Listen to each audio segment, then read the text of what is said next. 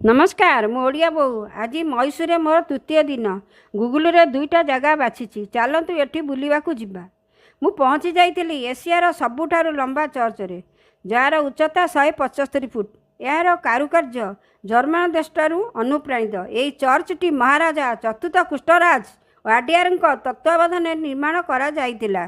Church रे सकाळे प्रार्थना चलीथिला। मु किछि समय प्रार्थना सभारे जोग देइथिली। तापरे बाहर चर्चर चारिपाश बुलिबा परे बाहर को आसी जाइथिली जलिखिया करिया पई।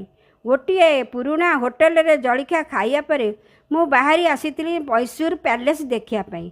सेटिकार सांबर रे गोटिए जिनिस नुआ थिला कि राग कम आउ खट्टा थिला और मिठा नथिला। जेमिति कि बेंगलोर रे इटली रो सांबर मिठा थाए। पैलेस भितर को जीवा पाई लाइन रे ठिया होई टिकेट करिथिलु। जनका 120 टंका लेखा। भीतर बैग रखिया पाई लकर थिला सेटा मागणा।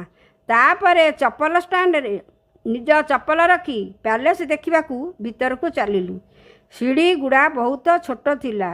डर लागुतिला पाद खसीगले पड़ी जीवी बोली। से जगह एते बड़ थिला चाली चाली बुलिबा समय ही मो आंठू बिंधिबा आरंभ होई जाइतिला। कष्टे मष्टे सबू बुलिकी बाहर को ठीक समय बाहरी आसीतिली।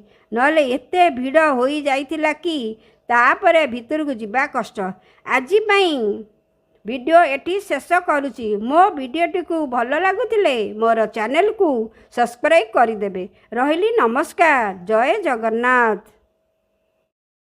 एमिति नुआ नुआ वीडियो देखिया पाई कि ओडिया बोऊ को फॉलो करंतु।